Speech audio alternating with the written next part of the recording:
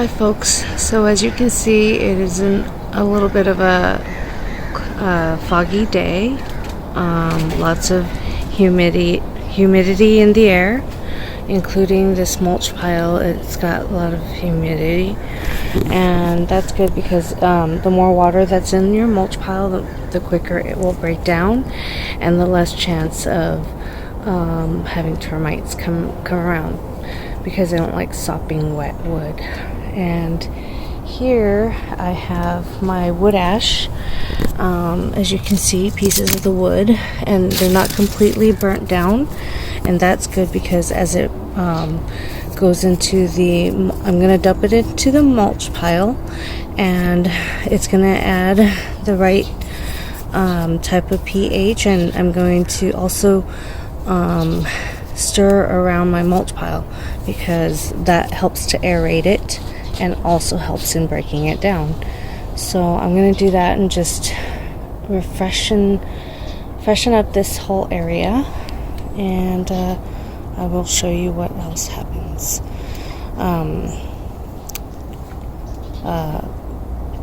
as time.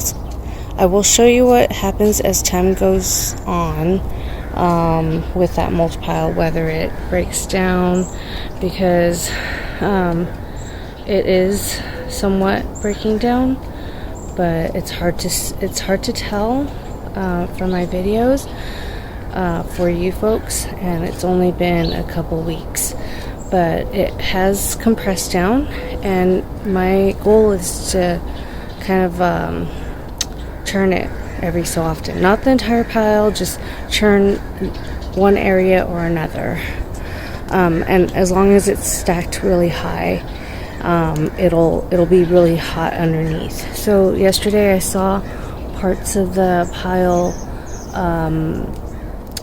It's hard to see now because of all the humidity, but yesterday I did see that the pile was steaming, so it's doing its job, and I'm really hoping that it will be ready by springtime to grow stuff in. Thank you for watching.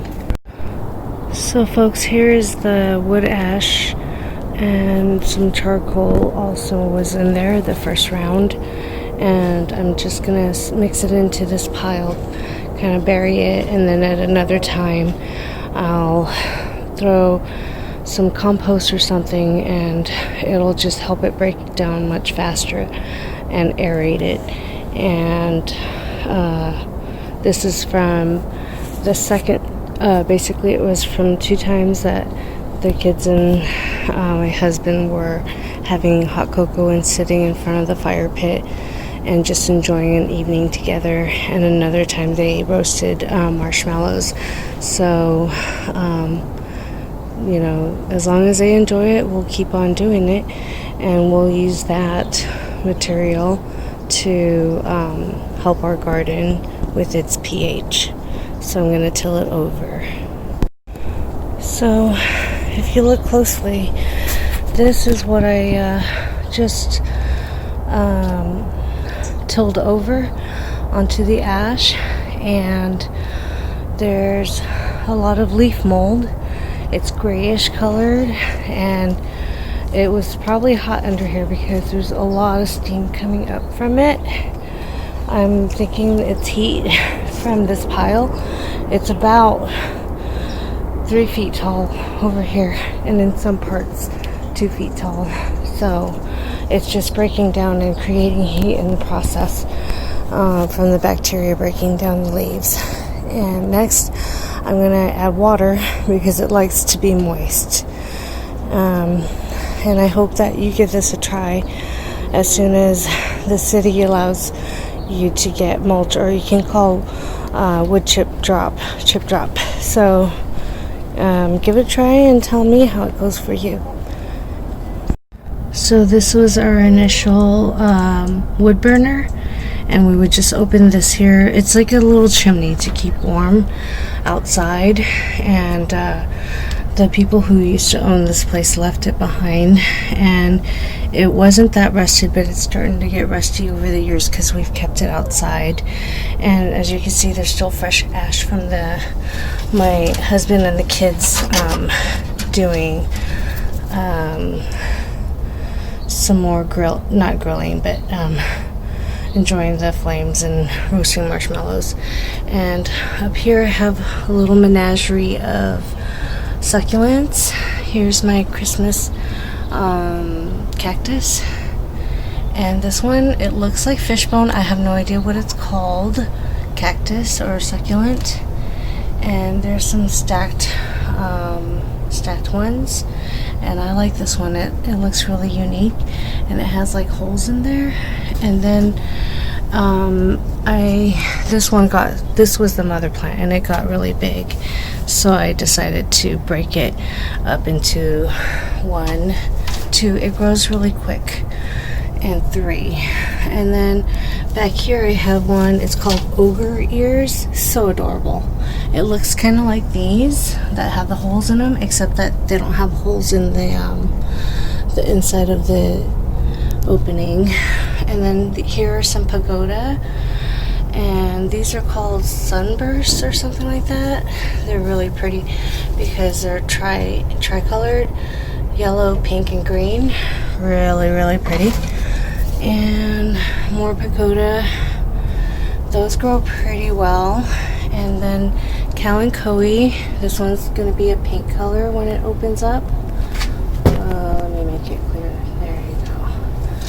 And these succulents look like a bouquet of flowers, and they just keep spawning, and I love it. And this one, unfortunately, is crown of thorns euphorbia, and I usually try to leave it alone, but I may have watered it too much.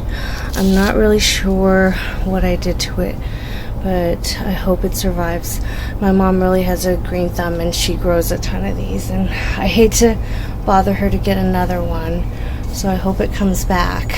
And I have a couple more other succulents elsewhere.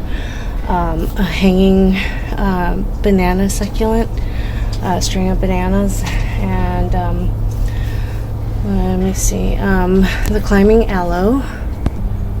I have some climbing aloe in the ground, but here's a climbing aloe. Another kalanchoe of a different pink color variety. And over there are some tiny Tims. They're so cute. And the fishbone looking one, another climbing aloe. And here I have a couple of those, like I said, string of bananas. And I used to have string of pearls, but they kind of dried off and died. But now that I know how to take care of them, I can try to get another batch eventually. And basically, you just try to make them grow more, and by sticking them kind of back in here and putting a little bit more of the soil on top, and it'll start to root more. And I think I might have let it dry too much back then, so I know better. But that's my collection of succulents so far. Succulents on the other side of the property, and they are those purple ones that have a big blooming head, and they get taller and taller and taller. And I don't know, I will show you. I mean, there are so many, actually. I forgot this is not even half of it. So as you can see, it's all buried in here, and it's a huge pile of mulch, so the wood ash won't affect the soil too much as it breaks down. And I researched wood ash, and according to Rosie Lerner of Purdue University, she wrote a few important details about wood ash. So make sure to not start fires during dry conditions and near flammable items or near homes, and do not throw active hot coals or embers into dry mulch piles, stuff like that. And don't apply wood ash directly to plants. Wood ash helps with fertilizing plants with about 10% potash. It consists of 10% potash, 1% phosphate, and micronutrients like iron, manganese, copper, zinc, boron. It doesn't contain nitrogen. 25% of it is calcium carbonate, a liming agent that increases alkalinity of soil. It is very fine, so it reacts quickly in soil. Nutrients are better absorbed in plants when soil is slightly acidic. So as soil pH increases more and becomes more alkaline, about 7%, nutrients previously stated become chemically bound to soil and less available to plants. So the nutrients I stated, iron, manganese, copper, zinc, and boron, will not be as available to the plants to absorb if the soil becomes more alkaline. So applying small amounts of wood ash to soil won't affect crops, and in fact helps replenish some nutrients. It is important only to add small amounts, as it is more harmful than beneficial. Wood ash exposed to rain loses much of its nutrients. Some woods have more nutrients of one kind or another. Some woods have more nutrients of one kind or another than other woods when burnt into wood ash, and therefore is not always suggested for all gardens. Acidic soils less than 5.5 likely improve soil by adding wood ash, and soils that are slightly acidic, pH 6 to 6.5, should not harm soil if worked into the soil about 6 inches or more. Neutral or alkaline soil, pH 7.7 or higher, should not be having wood ash added to it. Test your soil and know its pH, or have it tested. Consider crop tolerance to soil alkalinity. Asparagus and juniper are more tolerant of slightly alkaline soil. Acid-loving plants like potatoes, azaleas, rhododendrons, and blueberries are less tolerant of alkaline soil. Don't use wood ash on these plants. Try to use wood-based additive-free charcoal for good charcoal ash. A spray made of 1 ounce ash, 1 ounce lime, and 1 gallon of water mixture on vegetable gardens deters beetles and can be applied to the perimeter of a garden. It helps to deter lice and mites around chicken coops and outdoor bird cages in the dry powder form. It can be used as a cleaning agent. Ash from wood charcoal may be used to make lye soap, de-skunk pet, and shine silver. It can be applied to a pond to control algae. 1 tablespoon per 1,000 gallons to strengthen plants and slow algal growth. It may be used to decrease odors. Place a few unused charcoal in a perforated bag and place the bag in a fridge or freezer to remove odor. Place in a cloth in the shoe to decrease odors in the shoe.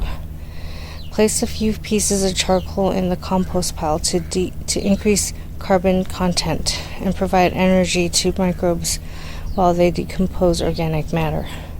Place a piece of charcoal in a vase with cut flowers to make them last longer. Charcoal absorbs moisture, so it can be used in your toolbox to reduce rust in tools. Crushed charcoal can help suppress weeds in the garden. Place crushed bits in an orchid pot. It's possible the charcoal will absorb toxins and increase alkalinity of the soil.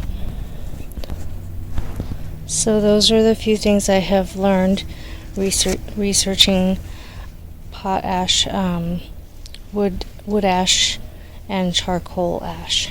So I hope you give it a try. I think I can still add another couple rounds of ash into this pile, and especially since it says that it can be, the nutrients can be useful to your garden.